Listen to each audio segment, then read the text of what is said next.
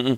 Doon sa sinabi niya Justice last week na kapag napatay siya, may kinausap na siya para patayin ng presidente, ang First Lady at si Speaker Martin Romualdez. Doon sa statement na yon, hindi kayo manghihimasok dahil nakikita nyo doon, Justice, ay sinabi niya yon as a person, as an individual, not as the Vice President and part ng function niya. Kumbaga sa na nasabi niya yon bilang isang mamamayan o kahit bilang isang Vice President, but she said it not in relation to her office, not in relation to the functions of her office. Mm-hmm. Oo, so ang dapat pag-imbestiga rito ay ang DOJ, ang NBI, yung ganun. Kung gusto ng CIDG tumulong sa NBI mag-imbestiga, di sila. Kaya yun ang inano ko na bakit dinamay kami na dapat kami mag-imbestiga at dapat kami magsimula ng investigasyon administratibo o kriminal. Doon kami nag-react kasi parang ang feeling namin, wag mo kaming turuan. Doon sa undersecretary, wag mo kaming turuan kung anong gagawin namin. Do not ever try to lecture to us what are our functions, our duties, our responsibilities. Doon naman kami nag-react. Hindi lang ako yun. Opo. That is the common sentiment of of my deputies. Kasi nag-meeting kami tungkol dito eh. Okay. Hindi naman po pwede na, gawin nyo to. Ay, sino pwede magdikta sa amin? Walang pwede magdikta sa amin kahit presidente ng Pilipinas. You still remember during the PDAF cases at the Sandigan Bayan when I was there? Opo. Oo, naalala mo yung sinabi ko na no kings or princess or president can ever tell us what to do. Correct. During the hearing. Sa open court. Walang pwede magdikta sa amin. Ito ay responsibilidad namin sa taong bayan, hindi sa particular na political party or politician. Hindi.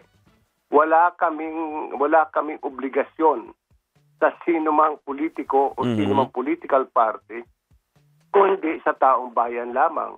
So yun ang pinagsiservisyohan namin. So kung anong tama, yun ang gagawin namin. Kung ano sa pananaw namin ay tama, yun ang gagawin namin. Katulad yung pagpapataw ng mga preventive suspension sa mga government officials na nagkakaroon ng kaso sa amin, we follow the rules. Na sinusunod namin kung ano ang guidelines sa pagpapataw ng preventive suspension. Dangan nga lang at itong nakaraang mga araw ay na-issuehan ng PRO yung mga preventive suspension na-issue namin. Nagtataka kami Court of Appeals. Bakit na-issuehan ng preventive suspension, i-implemented na yung order, 2 buwan nang nakakaraan. Diba? Nag-usap din tayo tungkol dito. Opo. Yun yung mga sa amin na nagre-react kami. Ano ba ito? Talaga bang sinusud natin ang rule of law? Yung ganon. So dito sa usapin ngayon ni Vice President, hindi kami pwede manghimasok muna. Kasi wala pa kami nakikita. Tinitingnan namin bawat hearing ay mayroon nakikinig sa amin kung ano itong nangyayari. Pati nga yung involvement ng pulis eh. Kasi di ba ang ombudsman, meron din kami ombudsman for military officers and other law enforcement agencies, di ba? Apo, Justice. Oo. So, tinitingnan namin, may nagmo-monitor sa hearing ng Congress, ng House. In the meantime, tatahimik lang kami. Hindi man kami mahilig mag-media eh. Alam mo yan.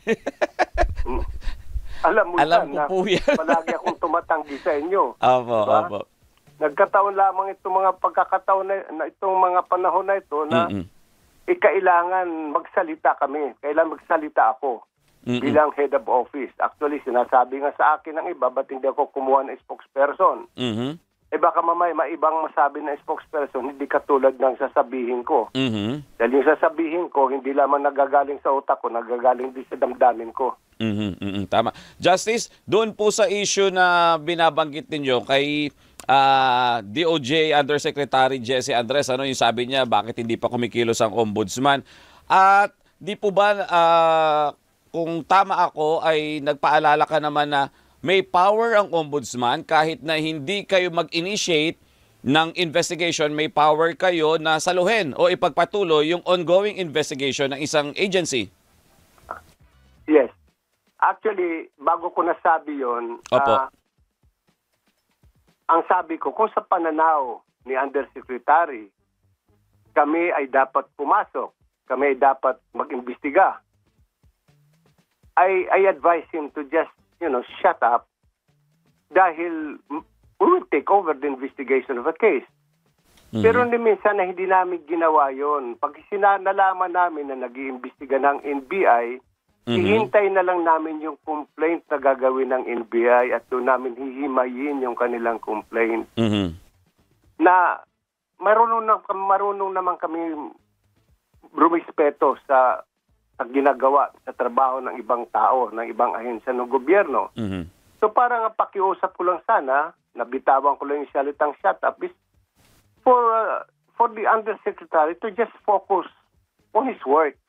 Huwag niya kami tuturuan kung kailan kami mag-iimbestiga o kailan kami hindi mag-iimbestiga. Alam namin ang aming ginagawa. At binabanggit... Siguro nakita mo naman nakita na nagkaharap na tayo, di ba? Opo. Sa mga ginagawa namin sa ombudsman, aywan po, Robert, doon lang kami nag-react. Yung sasabihan kami na may power to investigate. True, we have that power to investigate. Totoo yan. Ang problema ngayon, naka-tie up din kami doon sa decision ng Supreme Court sa Enrique Gonzalez. Okay?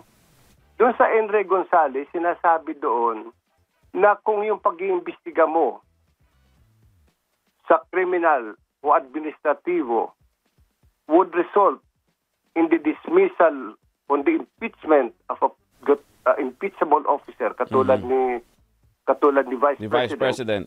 Bawal yun eh. So we cannot file administrative or criminal case against the Vice President because it might result in her impeachment. Yun ang pinagbabawal eh. Doon sa Enrique Gonzalez na kaso. So parang sinasabi ng Supreme Court, bago nyo kasuhan to ng criminal o administrative, impeach nyo muna yung impeachable officer. Doon muna sa impeachment. Doon muna. Mauna yung impeachment. Maunang impeachment. Bago yung criminal o administrative case. Oo. Na hindi nyo namang role pa. Kaya sabi ko, malayo pa sa Philippine Area of Responsibility kumbaga sa Bagyo. Medyo malayo pa, Robert. Kaya ngayon siguro, may panahon pa tayo magngitian, di ba? Makipagtawanan, although malimit, nakikita mo ako, nakasimangot. Correct. Seryoso, nakasimangot at seryoso, Justice, pero nakipag-communicate na ba sa'yo si DOJ Undersecretary Jesse Andres? Kasi sa ambush interview kahapon sa DOJ, binabanggit niya na lumapit na siya sa'yo at nagpaliwanag na ba at wala daw kahit anong alingas-ngas sa pagitan ninyong dalawa, Justice? Wala naman talagang alingas-ngas sa pagitan naming dalawa. Wala naman akong personal na sama ng loob sa kanya. Okay? Kumbaga itong aming pinag-uusapan ng Secretary Andres is on the level lang sa mental mental calisthenics. Ayan, awayan lang ito ng pag-iisip, di ba? Ito yung tinatawag na mental exercises naming dalawa. So parang paalala ko lang sa kanya na, oy, tika muna pare, ha? Baka nakakalimutan mo yung ganun. Pero walang personal dito. I mean, I don't know him personally. I haven't met him in person. I just heard about him when he was still working with the former Vice President Noli de Castro. Wala akong sama ng loob sa kanya at wala akong sama ng loob. Alam mo yan eh. Hindi ako nagtatanim ng galit eh. Alam ninyo yan, mga kaibigan ko sa media. Hindi ako nagtatanim ng galit. Pag may galit ako sa isang tao, alam nyo, sinasabi ko sa inyo eh. And then, Justice, so, eto, after yung mag-usap, anong naging response mo sa kanya na niremind mo pa rin siya na alam nyo yung ginagawa nyo at nakatutok din naman kayo. Sabi mo nga, kada hearing meron ka naka-assign na mga kasamahan mo dyan na tumututok hanggang sa mga nadadawit na mga polis doon sa investigation. Wala na. Kumbaga it's a closed book between me and Yusek Andres, di ba? ah, mahirap balik-balikan yung nakaraan na hindi mo naman dapat balikan kasi walang mangyayari, di ba? Kaibigan kami kung sa professional, we are friends. Ito sa pagtutok sa Quadcom, at talagang naka-assign doon mga lawyers. Mga Opo, lawyers opo. ng MULEO, yung military officers and other law enforcement. Yun ang nakatutok doon mga abogado who was assigned by the Deputy Ombudsman for MULEO. Yun. Hindi akala kasi ng iba, kami ay medyo hindi namin din gusto yon na kami tumatahimik dahil kami ay pro-Sara. Hindi, walang pro-Sara, walang pro-Congress, wala.